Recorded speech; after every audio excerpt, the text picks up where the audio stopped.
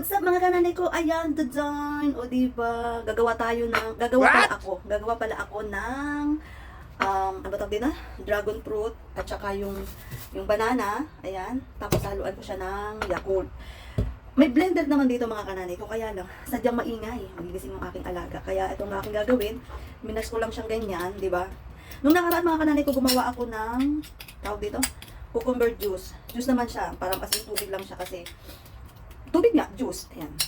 So ngayon, ang gagawin ng mga smoothie na dragon fruit. Ayan. Kailangan, ano, para-paraan lang tayo para mabuhay, di ba?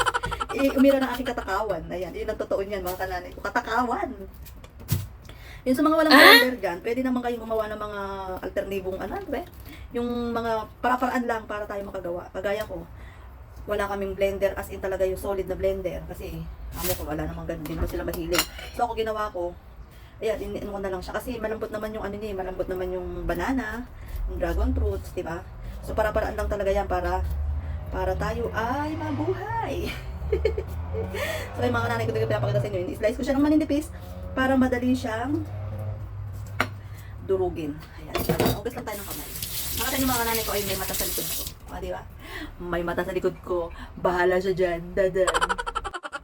So, di ba, sabi ko naman sa inyo, para-paraan lang. O, diba? Kahit wala tayong blender, makakagawa tayo ng mga smoothie na yan or mga juice na yan na ano. Diba? Paraan lang eh. Kasi ako nagbabawas talaga ako mga kananay ko sa mga kanin na mga heavy meals kasi napansin nyo, nagsasalita lang ako, hinihingal ako kasi. Kaya parang tingin ko, magbawas ako ng rice. Kumakain ako mga kananay ko mga kalahating cup, ayan sa gabi minsan. Eh sabi ko nga, magta-try ako ng mga ganito. Sige, patuloy lang naman ganyan ang kananay ko. Tuloy-tuloy lang yan siya hanggang maging smoothie siya. Yan. O di ba mga kananay ko, para-paraan lang talaga. Para tayo yung magkaano. Kasi maingay kasi yung ano ng amo ko eh. Yung blender nila eh. Tapos magigiba, maghuhugas pa ako isa-isa. Hay. Di ba? O ayan. O di ba meron na tayo niyan. Tapos lalagyan natin dito sa ating lagayan. Saan ka pa? Ayan, tuloy-tuloy lang yan mga kananay ko. Hanggang sa mailagay nyo sa inyong lagayan, sa inyong karapon, sa inyong bote, sa inyong inuman. Ano man ang tawag nyo dyan? Diba?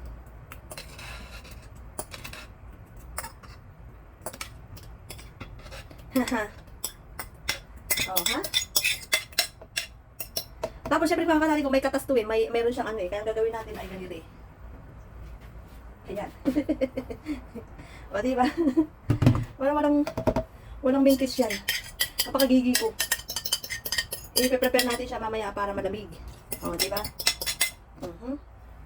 syempre natin ang ating basura. Shoot sa basurahan. Ayan, gagawin mo ha. Ayoko na makalat kasi. Kahit naman sino ayaw na makalat. Kaya pag ako may ginawa at Timano ay nagpatak-patak siya. Alam niyo ba yung Timano ay nakapunas na agad ako. Kasi ayoko talaga ng makalat. Ayan, dadan. O, diba? Meron na tayong smoothie. O, ano pa? Ano masasabi nyo?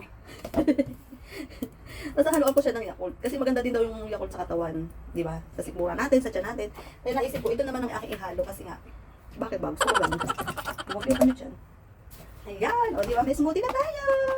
Para-paraan lang talaga. Diba? Tikman natin, di ba walang tikiman? Ayan. Pwede natin siyang dagdagan ng konti pang tubig. Para hindi siya masyadong malapot. Ayan. Tapos haluin. Ayan, o diba? Mamaya yan, malapot na siya. So yun na, kananay ko, nakagawa na tayo ng smoothie na dragon fruit with banana with Yakult. Peace tayo mga kananay ko. Thanks for watching.